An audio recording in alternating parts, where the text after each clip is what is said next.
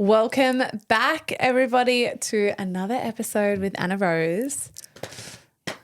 I have a very special guest with me today. It would not be the episode that we are about to record without him. Would you like to say hello, darling? Hello, darling. No, I'm just glad that I'm always a special guest. I'm like, yes. I'm fifth show in now and I'm still special. Is it 5? Are you counting? I think so. No, I'm not Oh, counting. I love that. Are you? No, I'm not. Okay. I'm just thinking in my head, is it 5? I don't know. I I think it could talking even shit? be more. No, it might be more. So you guys, if you are watching this on the YouTube or Spotify, you can watch the episode on Spotify. Phenomenal. Welcome. If you are listening in your ear holes, however you are listening to this episode, welcome.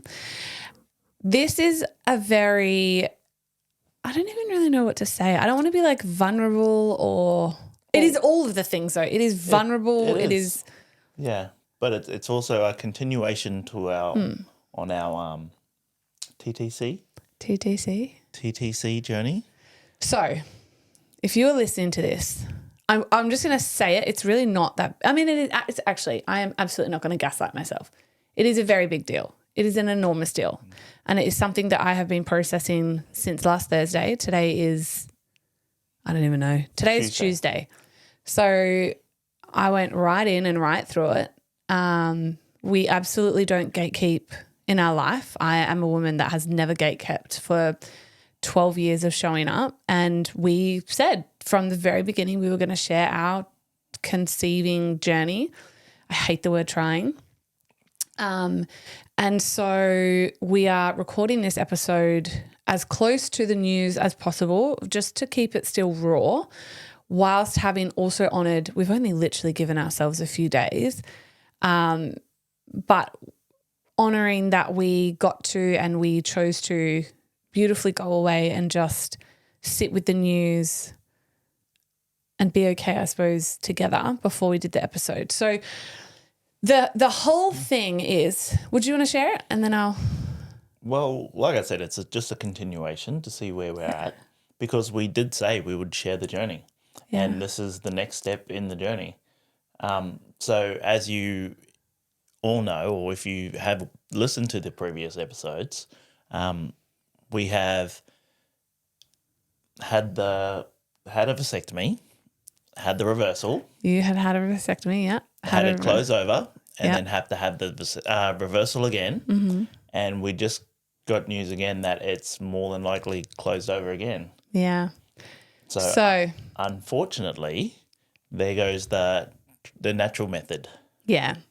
So what happened was, what I'm going to do is I'll say it and then I want to unpack it. Yeah. And I really want to unpack so much. And I also want to unpack where I've been at mentally as well in even unpacking this news, because I know this is a conversation we have continually in our lives, and me just checking to make sure you're comfortable with things, or are you okay if we talk about things, or did you want to do this episode and did you want me to not share things? And well, I'm a very open book. You are. Known me from the very first moment we met. I literally told you my whole story and I'm like, I don't care who knows. Yeah, so Ryan was me in male form. You just didn't have people to share to. Yeah.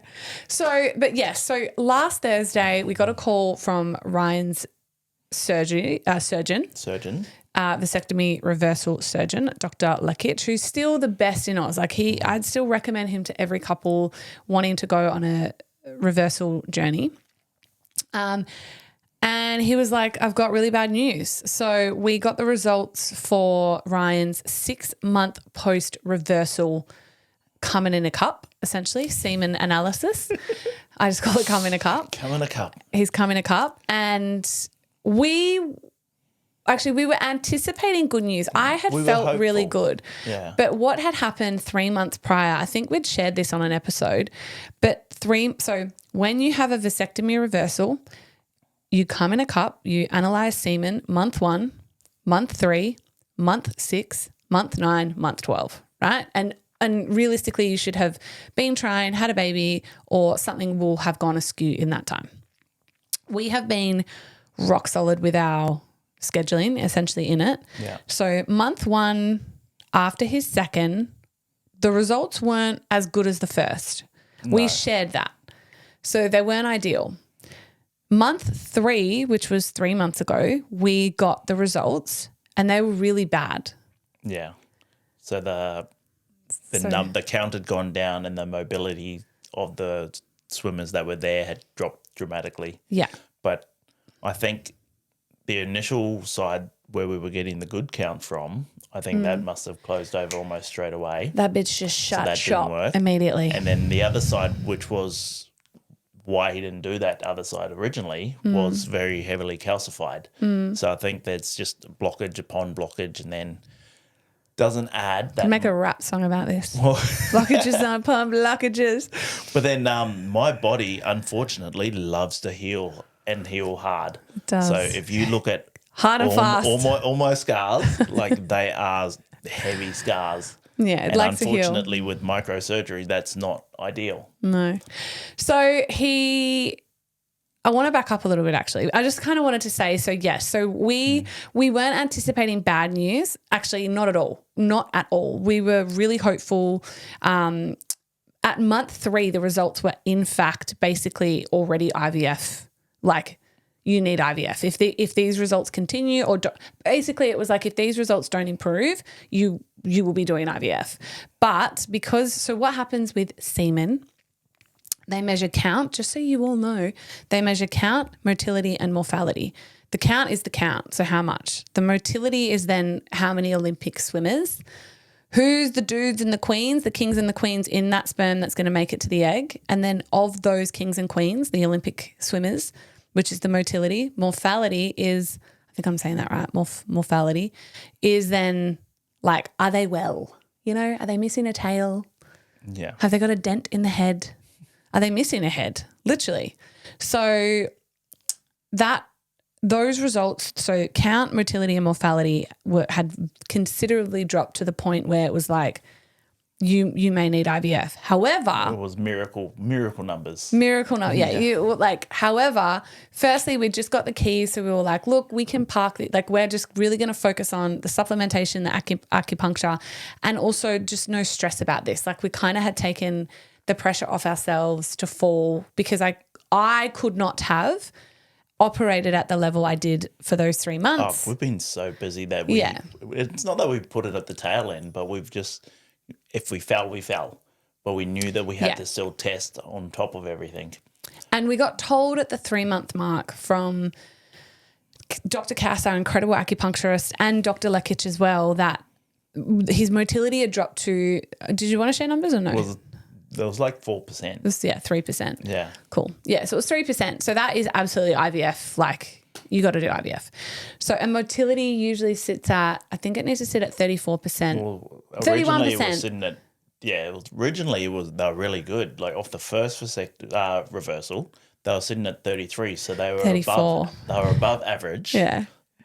On that one. So we were all hopeful on that first one, but then unfortunately it closed over. Yeah.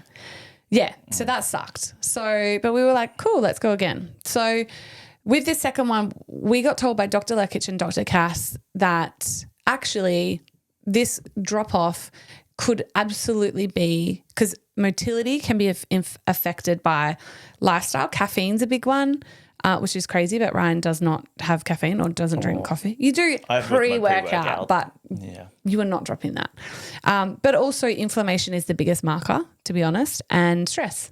So we were like, well, you've just had a double arthroscopy, so bang, that's inflammation in the body, and you're stressed. We have a huge build, you're switching jobs, etc. Yeah.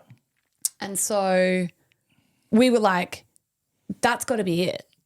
Like, that's going to be it. Well, you're coming out of stress now, and we can, your body will continue to heal from the inflammation from the surgery. Surgeries. Well, it was technically the 4th surgery in over a year. Yeah. Oh, under a year. Yeah. So I had my knee done. Two knees. Both my knees done. I had the double reversal. Mm-hmm. And then the hernia. And then I had a hernia operation as well. Huge hernia operation. So we were thinking it's just that. And and then of course for inflammation and everything else, we were going on supplementation and the acupuncture and everything to help heal that. However, his body, heals. Heals hard. It heals hard and fast. Yeah. So on Thursday, we got the call. We were at the gym that it had failed. Yeah. The second reversal has failed. I don't like using that word because it's not that it's failed. It's just that. Well, the numbers were not promising. Not ideal. Not ideal. Like I said, there's still a miracle in there, but basically your body is magnificent and powerful, and it doesn't like interference from surgery, and it just knows to heal quick because you're a beast that doesn't stop. Pretty So much. it's not a fail. It's just you heal really hard and fast. And this is kind of where I also want to say and speak into, because I want to get into how it's felt for me. I want to get into how it's felt for you. And look, there will be, I'm sure, podcasts out there and women out there, which is incredible, that share this stuff. But I do find, and I found even, we've been on this journey. You literally got your vasectomy, your first reversal a year ago to the day, almost. So we've been on this journey for a year, and we've been sharing everything as it happens. And I have found as a woman so I started to look into this because IVF may have had to have been an option for us, even though I never thought it would be, to be honest. So, because you were so confident too. We were like, nah. I was so confident. We got this. Like, they can reverse. The surgery was so confident. I was super fertile before the vasectomy. Warrior sperm. Yeah. So I'm just like, no, I'm good. I'm like, it'll just come back. But Yeah. I didn't cater for my body, like just Healing. wanting to heal up. And also, after the first reversal, we were in Europe. We'd left pretty much straight away, and we were in Santorini in bed when Dr. Lekic called with your results, your very first cum in a cup from the first reversal, and he was like, "Mate, you were outstanding. Like, this is go. Like, she's falling pregnant." Like, he was like, so count, motility, and morphality was above average, and it was off one testicle. Count was a little bit lower than average, but mobility and morphality was above average. I've got the numbers, baby. Anyway. So he was good for us to go. He was like, go for it. But we weren't good at that point. We were like, we're not ready. We've got six weeks of partying in Europe to go. So we weren't ready to hit the road right then. Yeah, you're right. So count was a little bit lower than normal. So, but then you were above average for mortality and way above average for morphality. So we were like, phenomenal. And count was still incredible for one testy, right? Yeah, because I'd only had the one. Yeah, so you would have been, above for that as well if you had the both. So I was hopeful. I just was like, oh, this is how it's going to go. This is what it's going to be. But I want to quickly put a pin in it in essence and say something I've really grappled with, and I know we've unpacked this together under the stars a lot for several hours amongst other things, but something that I struggled with essentially in wanting to even sit and do this episode was I was saying that there's not one conversation or one part of me or what I'm about to share as well, how I felt angry and I felt disappointed and I felt heartbroken. There has been no blame and no shame on you. It's not, for me, it's not like, well, your body hasn't done its, is telling the story of like, well, the reversals failed and now we're going down the IVF route, and I'm going to really share the honest truth of how I'm feeling about that, which I've processed. Was something you never thought you'd need to do. Because we know my body falls naturally and we know that I'm fertile. So, and I'll talk about all that, but a huge like weight or pain or I don't know the word, and I know, like I said, we properly unpacked this, and I said to you, I was like, do you want to keep sharing the journey now? Because I feel like I'm going to be fucked if I do, and I am fucked if I don't. And you said this to me. Hang on. Yeah. I just want to get it out. I'm fucked if I do and I'm fucked if I don't, in the sense that our IVF journey is now because your reversals have not been successful. Yes. So in that, there is, again, absolutely no blame or shame.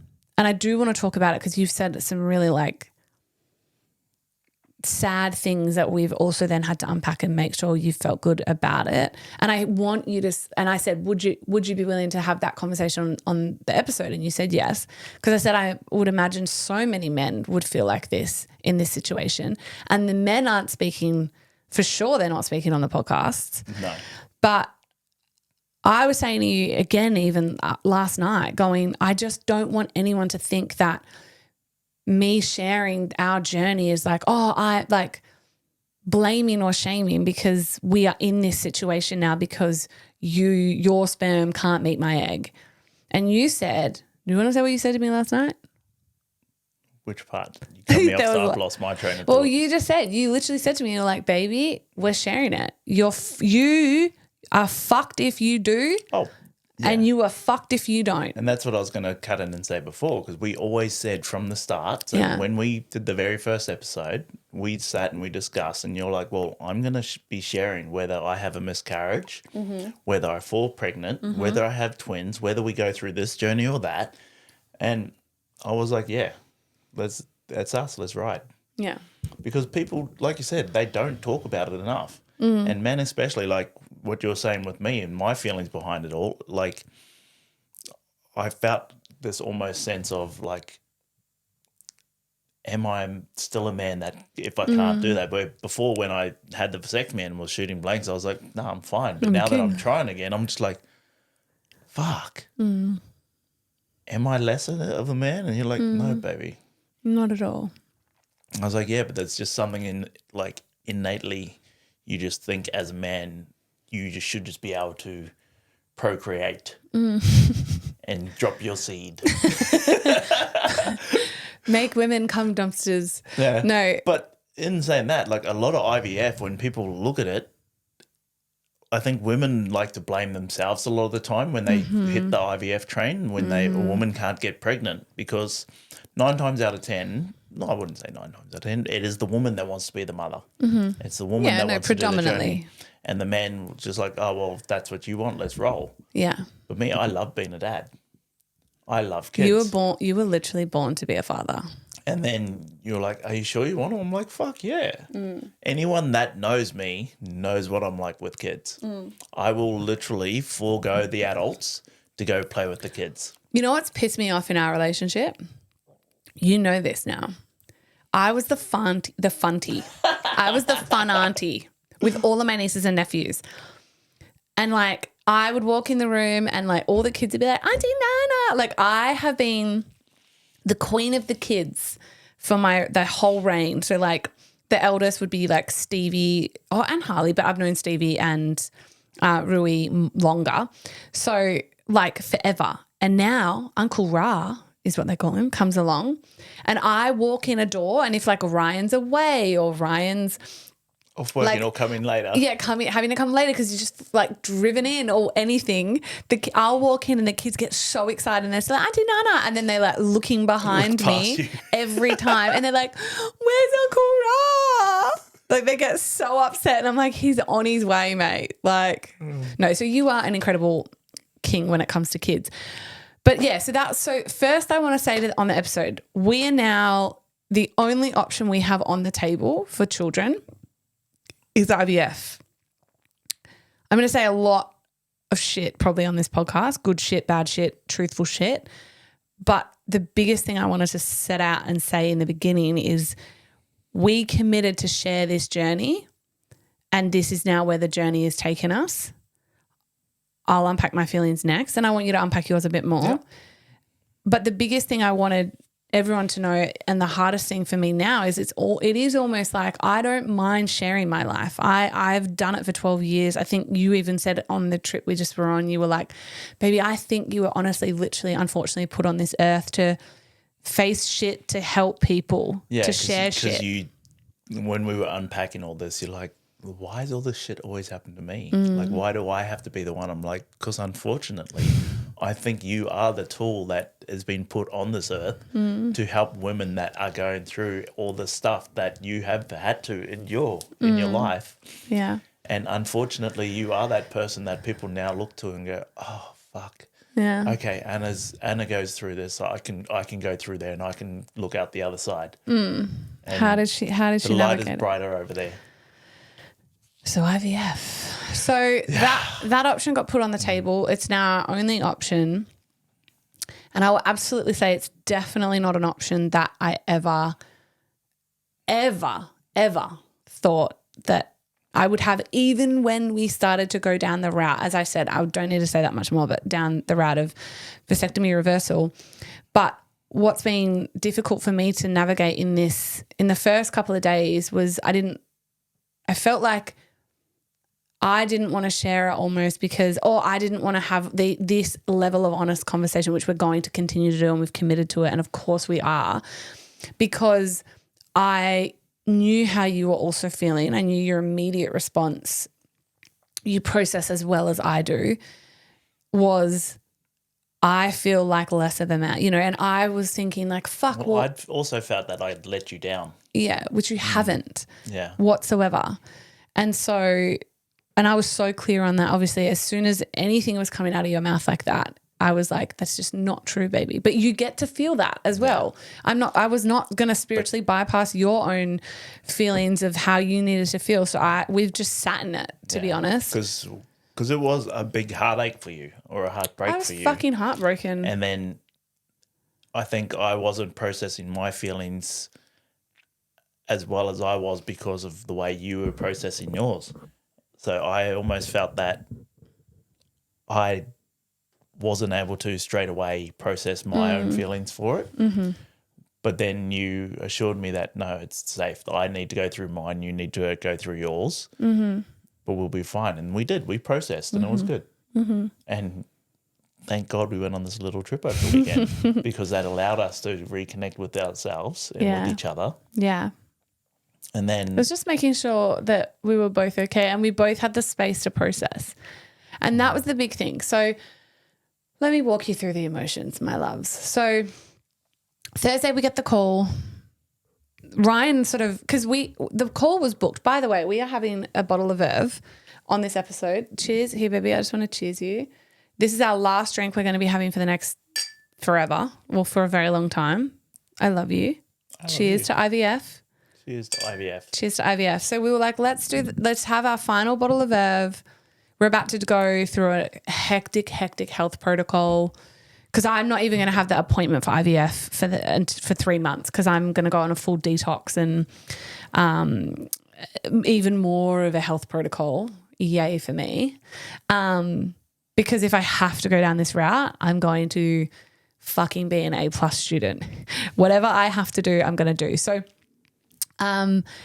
we get the call. The call was booked at 10 as well. Yeah. I think. It was like 10:15 we got told we were going to get the call. Yeah. And so we'd gone to the gym. We had our whole morning mapped out. Ryan gets a call. We're like mid-leg session and but just again, blessedly, randomly, luckily, like we happen to be at a gym we don't usually train at. Don't say it because I don't. Yeah. I'm like, I don't like people knowing everywhere I go. But we happened to be training at a gym that we don't actually usually go to, and like this side door was open. So Ryan like was able to just duck out there, and he came back to the side door and like beckoned me out. And I fucking knew. It was only like 8:30. Yeah, it was early. Well, like earlier than the call. And I cannot tell you how I instantly knew. And your face didn't, you were just like, come out. And I'm thinking, it was like I knew. I was like, this is Dr. Lekic. It was actually Dr. Bennett, his sidekick or whatever. Yeah, he's like trainee. And who I loved, by the way. He was incredibly far more detailed than Lekic. And I just knew, I was like, this is the doctor and he's calling early because he has bad news. I don't know. Did you actually meet him on the day there? He was like a giant. He was like 6'6" and just a big guy. I think I did. Yeah. When I dropped you off and he came out and then he made a joke. Yeah, I did. He was huge. No, when I came through. No, I did. I definitely did. When I came through after the first one. Yeah. I don't remember him on the. Oh, I didn't get to see. He wasn't at the first one. He was on the second one. Then I must have. I do remember. Yeah, he was a big dude. Yeah. Like, he was just a huge human. He's lovely. He was lovely. So I walk out and you'd been chatting for a little bit. So I actually don't know what had been said at the start, but basically I then hear yeah, like, so it's not great news. Unfortunately, all your markers, like all the numbers have gone drastically down. It would have, and I was like, how down? And he was like, well, counts at 1 million. And, you know, you have to be at 14 is average. Yeah. And you had been at 9, which was quote unquote not great. Yeah. Before that, 3 months earlier. And at that point, I just burst into tears because I know. And he was like, and motility within that is 0%. And I was like, okay, sobbing outside. Luckily, though, again, like this is what I mean. Like if we had been at our normal gym, I don't even know. I mean, we would have been in the hallway, but like that would have fucking sucked. Yeah, but there would have been nowhere for us to go hide No. and have a chat. So we were like outside beautifully. The sun was shining. Like I was in nature and you just sort of held me. And then he said, he was amazing, but he said, you know, mate, basically what's happened is on these numbers, blah, blah, blah, it would absolutely appear and looks like you can come in for an ultrasound essentially, but like it's blocked again. Like it is a failed reversal. Yeah. Which I don't like. It's a non-successful. Non-successful. I don't like that word because it's not failed. Yeah. So that sucked. And I was reconciling in that moment, holy fucking shit, IVF. That's now our only option. Like it's IVF or bust. So he continues along the path. I don't really remember much else, but I just remember then asking, like he said a lot of surgical things and like lots of numbers and stuff. And I was like, Dr. Bennett, what does all this mean? Like what's our option? And he was like, I'm referring you to Monash University. Like you are now an IVF patient. Well, we told him that we'd gone in after the reversal and because we got a decent count the first after the first 3 months, when we did our first one after the second reversal. There's the first test after the second reversal. So they were like, go in and freeze. And so we went in and froze a sample. So we've got a sample frozen in there. Fuck, we listened to Dr. Lekic, who, because I'm like, nah, if we freeze, it means that I am telling the universe that we're not going to get pregnant naturally. And then I was like, fuck that. Who cares? Let's just do it as a. Well, we were hoping that would just be a wasted sample and we were just going to pay the rental there and then. Yeah, so luckily we have some. Well, we'll see. Frozen. But we do have some frozen. But that's right. So we said, he goes, oh, do you have any frozen sperm? I do remember that. And we said, we do. We did freeze it after the second reversal. I wish, no regrets, but should have after the first. Yeah, but we couldn't because we were But we couldn't because we did the test and 2 days later we took the flight. Oh, well. And we said to him though, we were like, look, we don't even know, like, we never got told like the results of that, but basically they'd said that they won't freeze it if it's bad. So they did freeze it. And then he said, oh no, I've got the results here. It was 22% motility. Yeah. So we were like, oh, okay, well that's. So still a little below average, but still not bad. Yeah. Average is 31%. 31, yeah. So yeah, we were like, okay, well, that's not bad, not bad. Not bad. Not the greatest, but not bad. So we were like, okay, cool. And then that's when I said, so doctor, what does all this mean? And he said, well, you are now officially an IVF patient, essentially. I'm going to refer you to an IVF specialist. And really luckily as well, like obviously I've been with Dr. Cass. We've both been with Dr. Cass, our incredible acupuncturist who literally has been a godsend for me the last 5 months, six months. I literally started with her almost January the 1st. Yeah. And so she had said to me way back when, it will not go to this, darling, sweetheart, she calls me. However, if it does, you will see Dr. Keaton. Like she's like, your fertility specialist, your IVF specialist will be Dr. Keaton. I'm like, okay. So that was good because in that call immediately he said, oh, do you know who you want to have? And I was like, yes, I do, doctor. So he wrote our referral. And then I'll unpack what happened next. Yeah. Because this is the part that I think I've had to go away and process and unpack myself.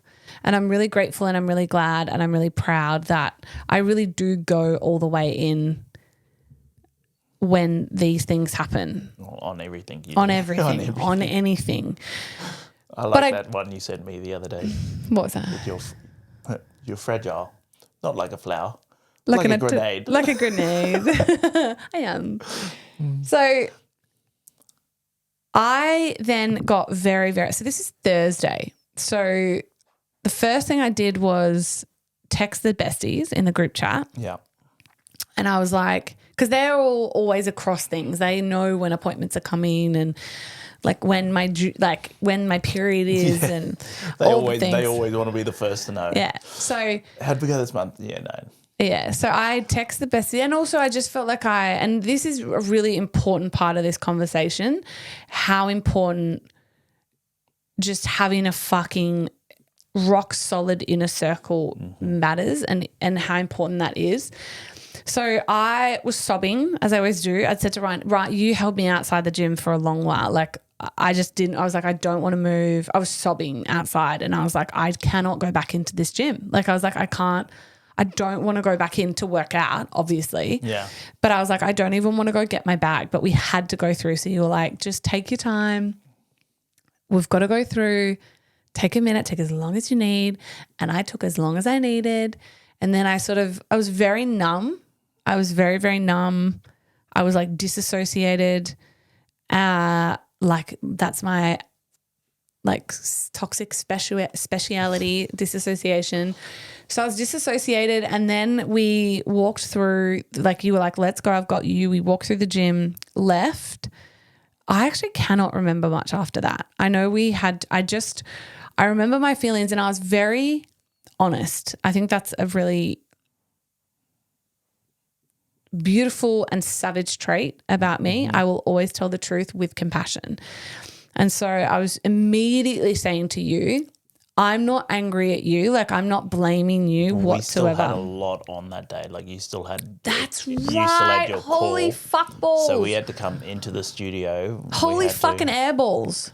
You had to get ready because you had a call going. Oh my God, I was so angry. That's right. I was so upset about this. So that's fucking right. So this is how much I disassociated. So we got the call and then it was like, yeah, I just remember getting in the car and I was like, we have to hurry because because I took a minute out the side of the gym. It must be the Wednesday, not the Thursday, because we were doing legs, and then you had the call on the Wednesday. Yeah.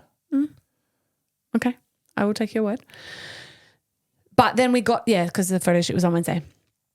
So then I was frustrated in the sense that I then had to, I didn't have to do it. No, I had to. Like I did have to. There was I was not going to cancel that photo shoot because I would have had to have paid for that photo shoot of the studio. So I get the call.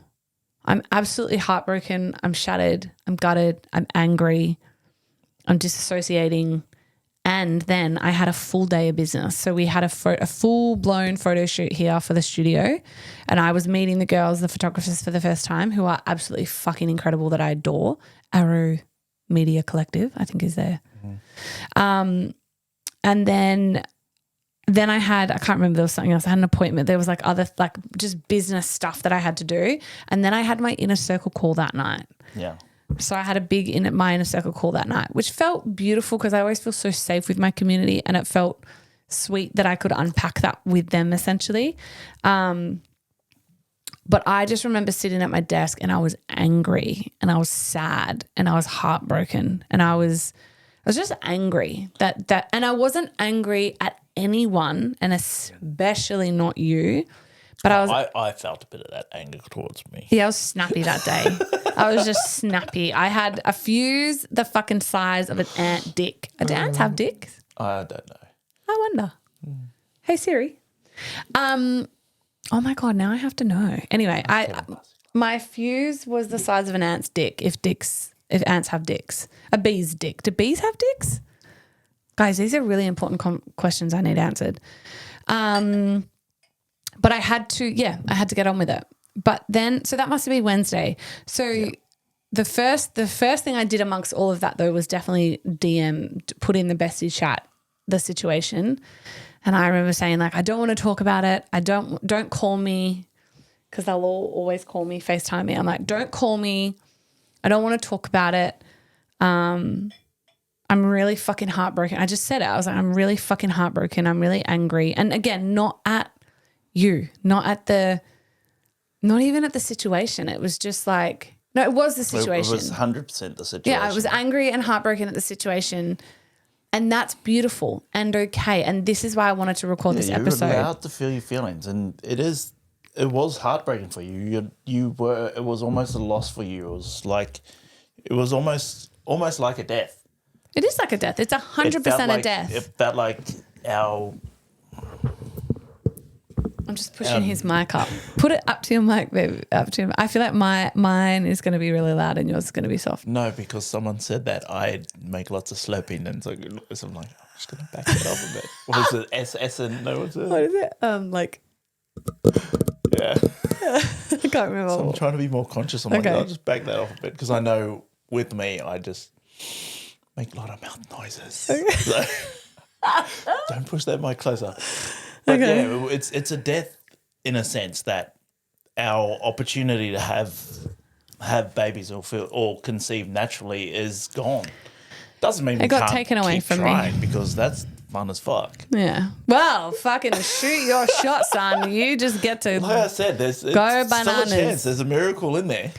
Well, I want to unpack that as well, because if we fall naturally, it'll be a miracle. Some of the psychotic DMs that I've already received, I feel like, and commentary I've had, and I want to talk to this as well. Like, it's because I'm not like, I'm going to share my story and then please give me privacy. Not at fucking all. Not at all.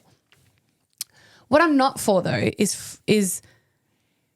And I know this is part of motherhood, and I'm absolutely going to set the firm fucking boundary and just not accept this in my life, that women are the best things in the whole entire world, and women are the nastiest, most evil, like vitriolic bitches in the whole world. Fact. And we all know that. My worst stalker obsessive trolls are women, not fucking men, it's women. So it's just sick and it sucks. But I did share, I think on Thursday or Friday, I shared like, I'm in it. I am fucking in it right now. Moments before, you recorded that really sweet video of me out there, which I didn't even know you were recording at the time. And I shared that because it was important for me. And I was like, we committed. We were like, we're going to share this. And I was like, well, no time like the fucking present to be like, hey, and because I didn't get to disappear. In that moment, in that day, I didn't get to disappear. No, you literally had to switch straight back into work. You're like, I can't even take time off to process this yet. We've got people coming in to shoot. I've got a call coming on tonight. I'm like, I'm sorry. Yeah. Well, that wasn't your fault either. And with me, I'm able to just disassociate and go work. Like I had lots to do at the studio. So I'm able to go work and I can process through that. I didn't have to talk to anybody. No. But a big thing for me was I wanted to share in the moment. And because that had happened, because I was still in it so much, like the work, I was like, well, this is the fucking lesson, isn't it? Today, this is the shareable, teachable moment for me and for you all, for everyone, that the only way through anything is right through it. And I shared that to say something today happened that got taken away from me. Like I'm laughing because I'm already going to share like some of the DMs I received, but all comments I've heard like then got told. So I did share that. And obviously there was lots of beautiful DMs and they're always the ones I pay attention to. And it was like, I think I know what's going on and it feels like it's going to be an IVF option. And there was lots of women that have gone through IVF that were incredible.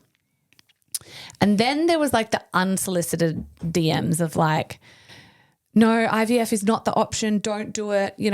I've got this person that like, I'm going to be honest. I feel like homeopathy right now is like kind of sad. I don't know. Like I feel like the homeopathic DMs were the ones that like blew me the most away in the sense of like quite like aggressive in essence. Like I'm grappling with the fact I've just been told I can't have children naturally because, and you don't know why. At that point when I shared that, which I didn't even share anything specific. I was being obvious because I was like, I'm okay and comfortable to do that. Obvious enough, because obviously we're in a trying to conceive journey. People know that.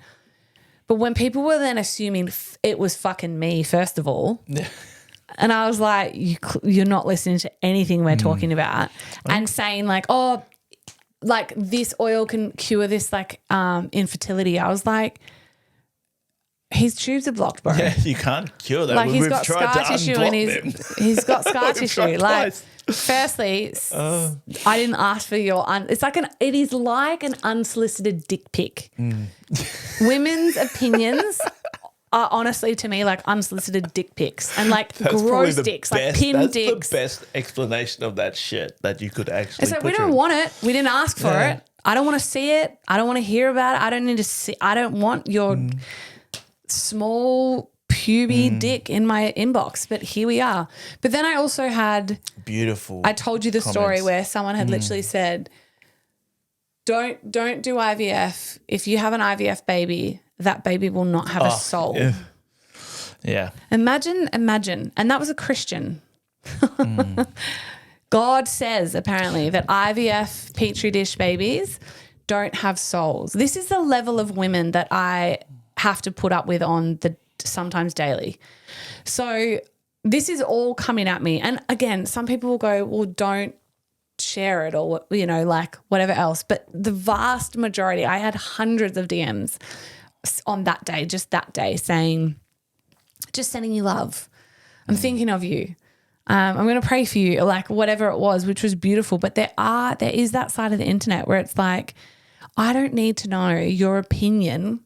That is like an unsolicited dick pic that if I go down, now the only option I have is IVF, which I'm so grateful for, but I was never going to spiritually gaslight myself into toxic positively being grateful the fact that I could have it straight away.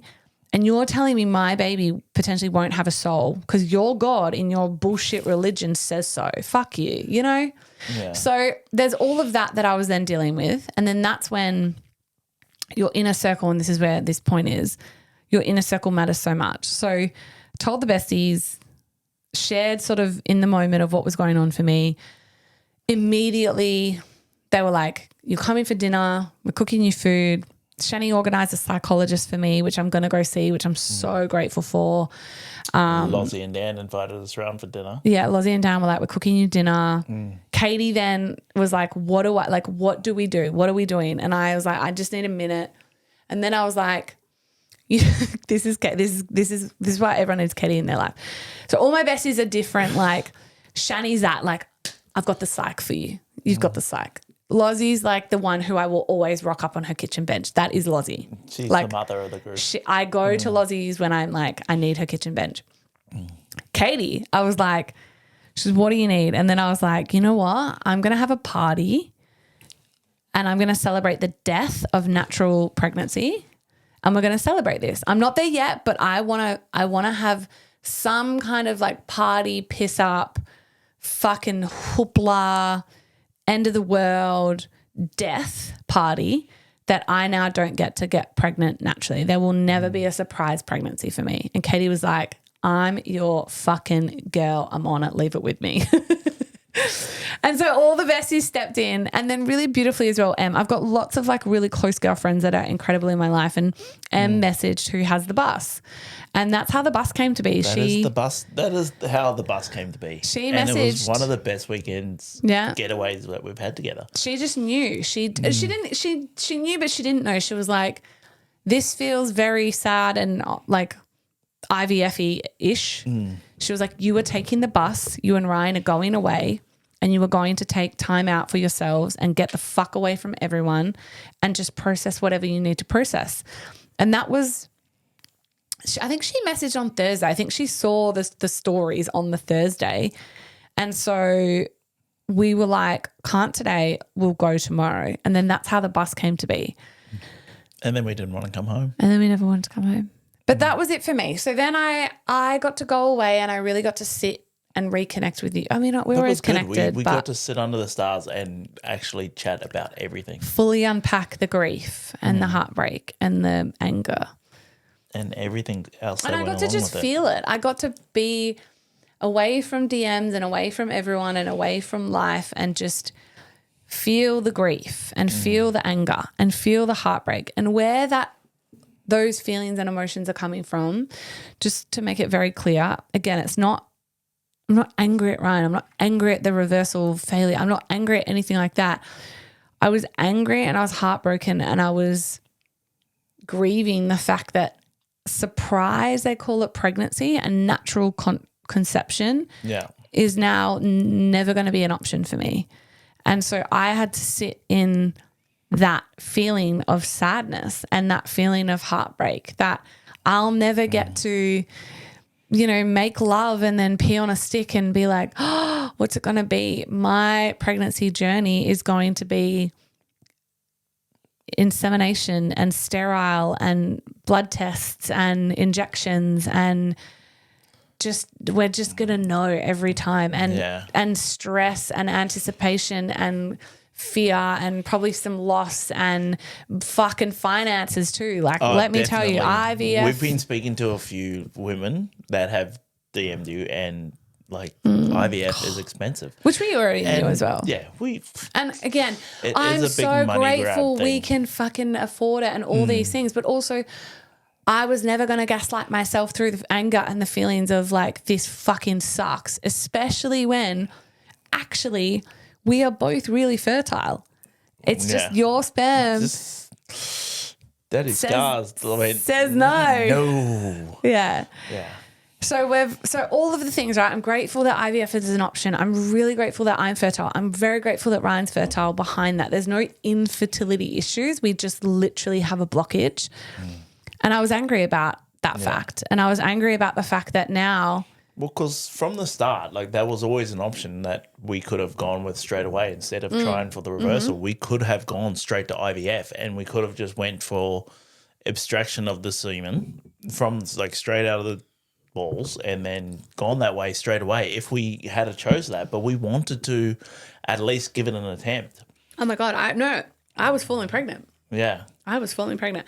That was another thing. I got another comment from a hater and it was, I hope you realize that then this is a sign that what was it? It was I hope you realize that this is probably your sign that you're not meant to have kids. Could you imagine being that woman? Who's hurt that woman? She probably is infertile, to be honest. Yeah. Right? Hurt people. Yeah, honest. But this is the fucked thing for me. And this is the situation where I'm at now. And I'm going to share it. I could go offline, share none of this,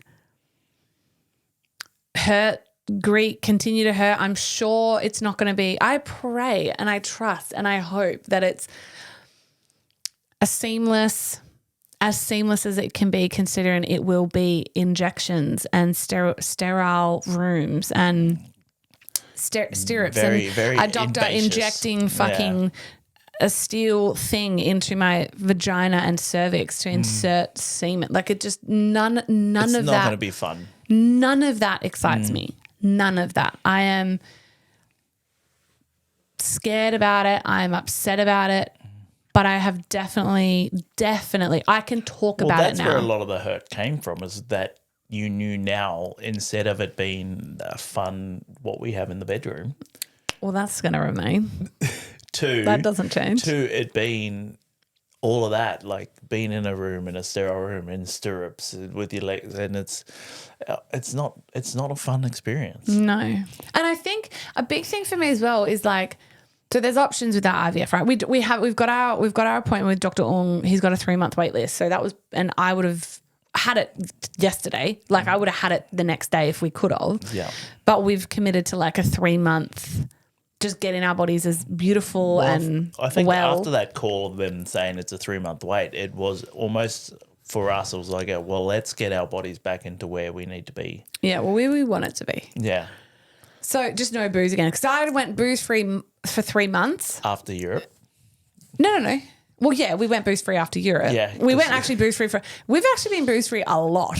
People just don't, we don't share it when we are really. But it's boring.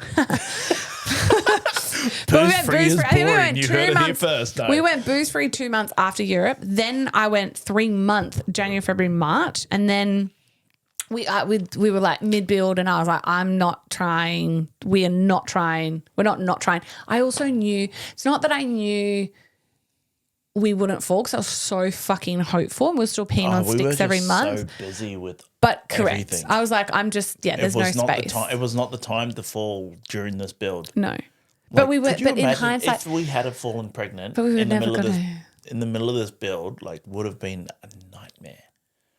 Yeah. Well, and it was just not our journey, right? Clearly, evidently, it was just not going to be our journey. But the thing is, I can see here now, which is really beautiful. And last night you were like, or actually yesterday or the day before, I can't remember. You were like, I think it was yesterday.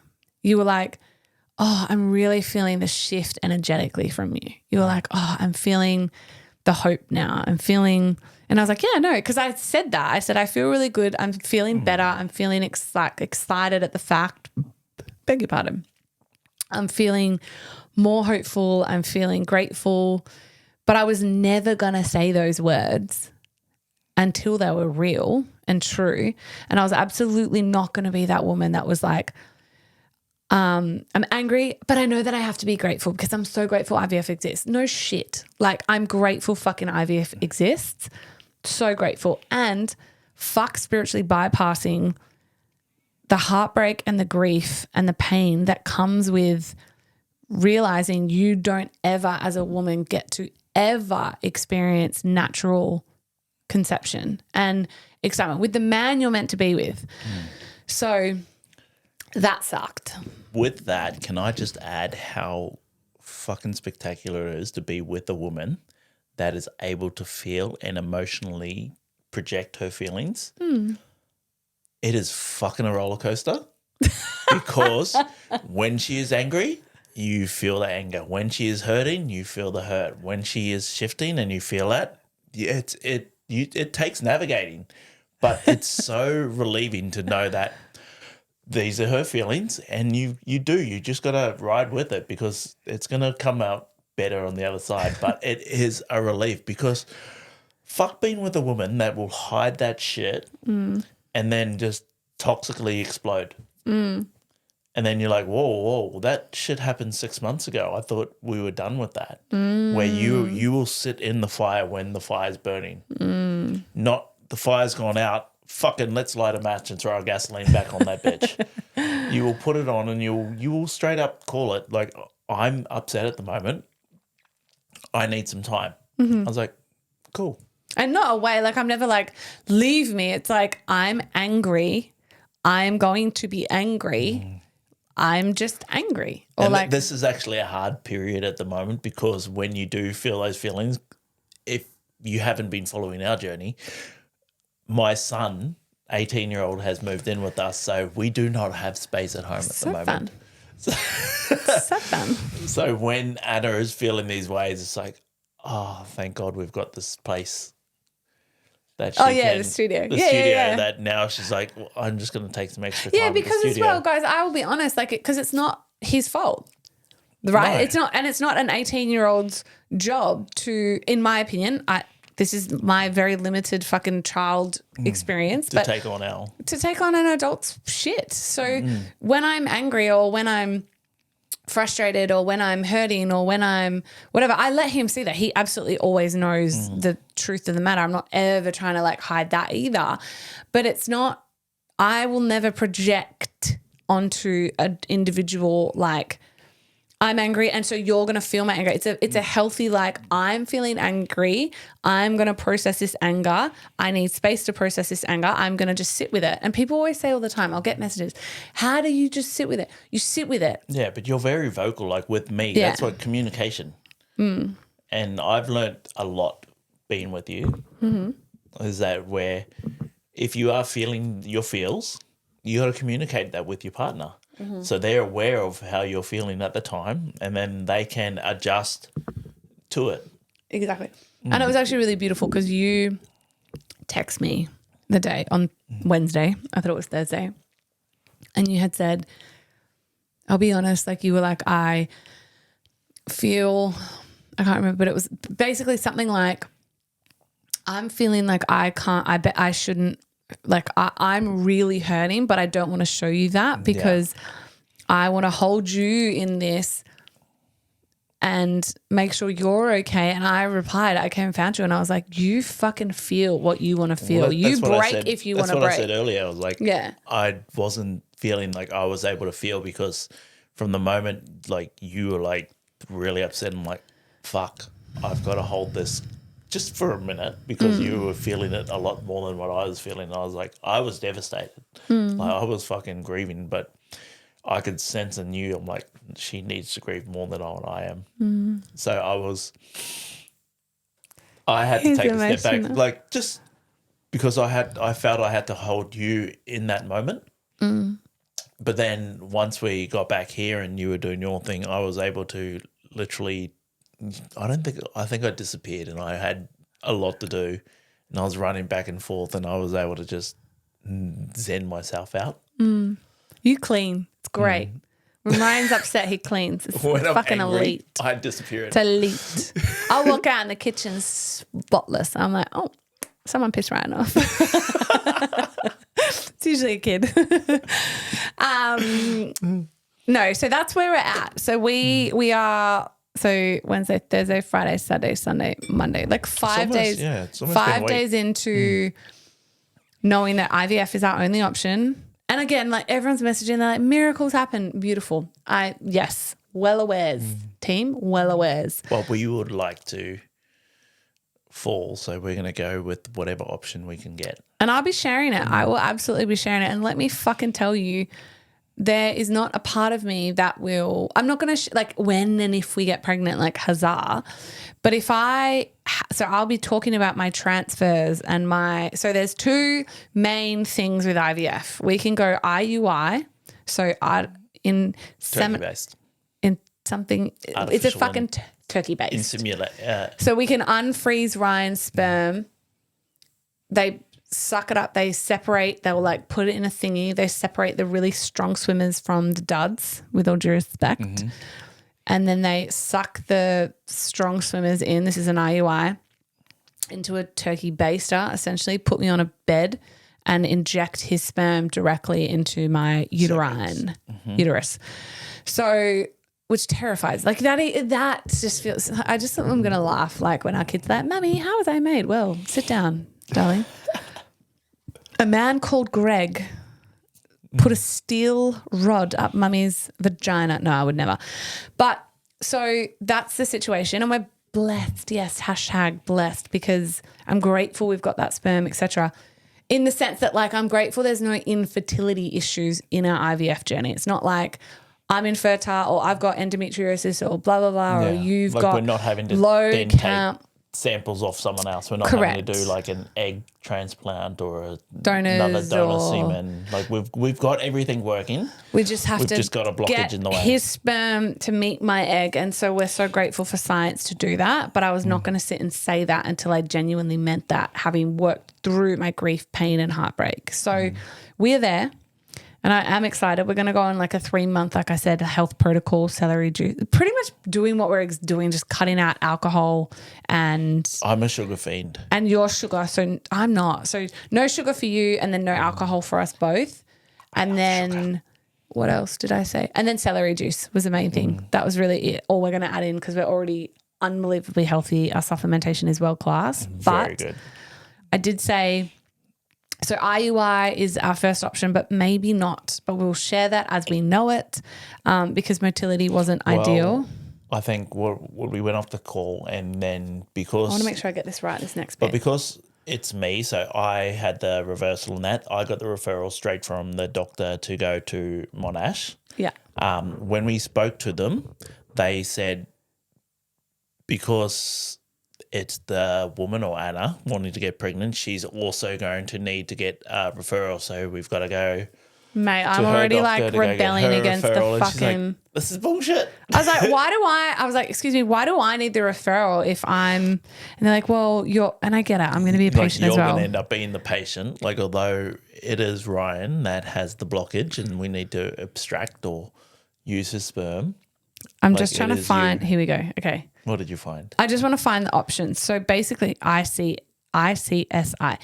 So our options are IUI, which I just explained from an IVF perspective.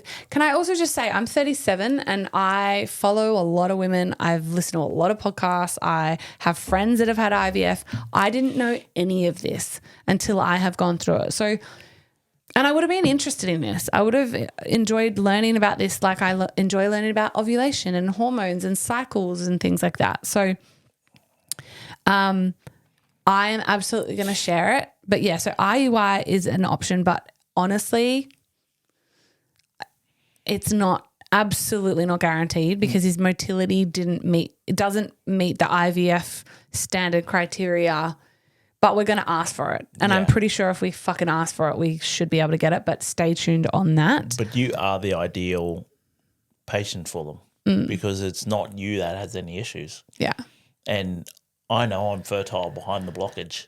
But that's what I'm saying. But we're going to unfreeze the sperm sample that we've got there. Yeah. And so behind the blockage, because that motility was taken, like those swimmers swam through the blockages. That's what the doctor said. So if we just took, which they wouldn't do, here's the crazy thing. So in my ideal world, on a day of an IUI, and if anyone knows a surgeon like this, actually, if you have had IVF and your IVF specialist doctor did do this, because it is possible, I asked ChatGPT, in an ideal world, because I am fertile, Ryan's sperm is phenomenal, just behind the paywall. Got to pay that subscription. My hope is that they will allow us, if they say no to the 22% motility sperm, that they will do, which they can fucking do, but it's just not enough money for them, right? But if they will extract his semen, which they can do, again, I want to emphasize that, on the day of an IUI, and then separate that sperm and inject it into me, let me know. DM me or actually email me because I'm going to miss a DM. I think a lot of email me because I will fly to the city that the specialist does that. Dr. Keaton may do that. We haven't had our appointment yet. Again, stay tuned. I think the reason behind that is they like to do their testing. Make you pay money. Yeah. Before they do it. So they don't want to just take the sample out, separate it, and then put it up you. Sorry. No, I mean that's the reality. So like everything they want to be able to get paid for, and that is an option that we will skip if we do it straight like that. What do you mean we'll skip? So just a straight abstraction to the IUI. Oh, they can't charge us more for ICSU. Because we're not storing, we're not holding, we're not testing. Oh, ICSI, sorry. Well, that's the thing. Yeah. So guys, the IUI is none of this is a dream option. But if I had to pick the lesser nightmare, it will be IUI.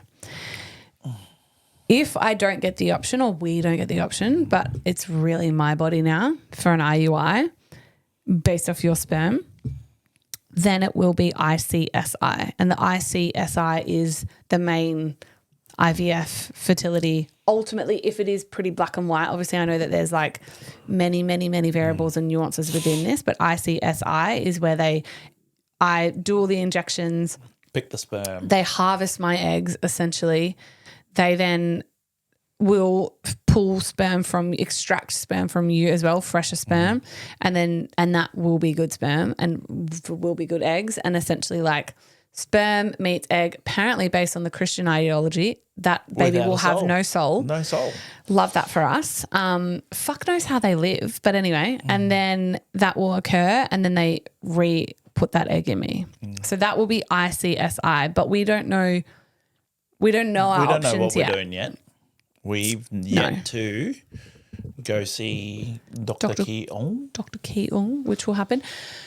In the interim, though, we both have to get a multitude of blood tests. I have to go get my fallopian tubes officially, even though it's confirmed, but officially on paper proven that they're not blocked, which I like because then I'm like, I've got it on paper. There's a lot of tests that I have to do. And you were kind of frustrated at that. You were like, why is this on you? If this is my issue, why is it on you? Why do you have to get the injections? Why do you have to? And I was like, great fucking question. I get that it's because you're the one that's going to eventually end up carrying. Like, I can't carry a baby. I don't have ovaries. I feel like you'd be good at that. I don't have a uterus, a vagina. Where does the baby get held? A uterus. Is it in the uterus? Fucking hell, baby. Hey, I just use you as a cum nut. It's just come and go. A uterus. Yeah. If that ain't the truth for most men. Men are. Say it. Where is the baby held? In the uterus. Beautiful. Is that what I? That's right. Okay. Yes. What does the sperm swim through? What does the sperm have to swim through to enter the uterus? What do you hit? Cervix. Well done. What do I? All right, we're getting there, people. What do you hold me back from doing? We're getting there. The cervix, great. Okay. How long does a baby cook for? 10 months. Great. Okay, well, we're on. Okay. So the common misconception is a 9 month. It's 10. All right, but that's where we're at. So we feel better for it. Yeah, like I'm still going to see a psychologist, and we've spoken, and we're not overly excited about it, but we know the next journey or the next hurdle, skip. My thing is, I'm still also absolutely booked in to see a psychologist. I'm going to see a psych because I said to Ryan, this is how I operate. I've gone in, I've felt it, I've held it, I've moved it, I've alchemized it for sure. And I always will now see a psych just to make sure that there's no leftover debris. Yeah, because energy is everything. And if you're going into anything with the bad energy, the outcome is not going to be great. That's my thing. I said to Ryan, I want to normalize and alchemize further my feelings of anger, disappointment, heartbreak, and grief. I have definitely transmuted them to the point where 4 or 5 days ago, I couldn't talk about this. I was too angry. I either was speechless or I would cry. And so knowing what I am like, knowing how I do this, I feel, I transmute, I alchemize, I just fucking feel, to be honest. I can sit in anger for as long as it needs, and then it's like, I feel better. I can sit in grief for as long as it needs, and then I'm like, I feel better.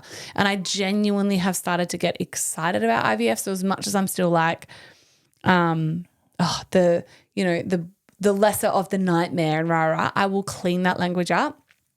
But I'm absolutely just not bypassing it. No. And I don't want to, like I said, toxic positivity. Toxic, what is it called? Toxic positivity. My way out of a shit sandwich. And Shelbs, another bestie, message, and she's like, sis, if anyone can turn strawberry jam, pig shit into strawberry jam, it's you. And I'm like, I will turn this pig shit into strawberry jam. But I was like, I need a minute. I just need a fucking minute. But we're doing it, and I'm proud of me. And I also really want to fucking normalize these feelings. If you are a woman that has had to go through IVF and maybe not even ever given it a voice because you didn't want to hurt your king's feelings, which I so respect and understand, and I have been so mindful of that and overprotective about it, but also you get to fucking feel, and you get to honor your feelings, and you get to hold the truth in your body and your mind and your soul and your voice to say, this has felt unfair. It has nothing to do with them. If it's like a male fertility issue. Can I just jump in there quickly? Of course. Women and men, or couples that are going through IVF or fertility issues, don't always put it on the woman. Take the man and tell him to go get his sperm tested. Because half the time it is the man's Thank you, baby. Not the man's problem, but it is on the man as well. Like, a lot of the time the women will put it on themselves because they're the ones that are wanting to get pregnant, but the issue lays with the man. Can I say you are so beautiful for saying that, because it's something I forgot, like obviously because we've been telling our story, but I've shared Ryan saying this because I've been in this journey of fertility, quote unquote, like we've been trying to conceive for a year, essentially, from his first reversal. And I have shared hundreds of DMs with him from beautiful women, well-meaning women, and all well-meaning women sharing, thanking me. And I get really emotional, and I'll show Ryan saying, thank you so much for just sharing that you're trying to conceive. I haven't told anyone. We're trying as well. We're struggling. So it's all the women that are struggling, right? The first fucking question I have asked every single one of them, because she always puts it on herself. We're trying. I feel like I'm failing, rah, rah, rah. My first question has been, has he been tested? have you tested his sperm? Every single time. Because we've tested ours, and I'm like, oh. It's not great. Like at the start, it's like, yeah, my sperm's good. And then it's like, oh, my sperm sucks. And then it's gotten worse. Fuck. Yeah. And then you're like, well, I'm good. I'm good. And I was like, sorry, baby. No, and it's not about blame or shame. And it's owning. But it's together, and you need to own your shit. And if you are serious about conceiving, you need to know your options. You need to know where the blockage is. Literally. And you need to know what path you need to go through, because if it's him, it's like, okay, well, if it's him, well, what do we need to do to process that? What does he need? What extra supplements does he need to get? Acupuncture. What extra processes does he need to go through? If it's her, it's like, what? Okay, or now is what? he just fully infertile? Like, you're not, Yeah, but potentially is it just a genuine low testosterone, low infertility?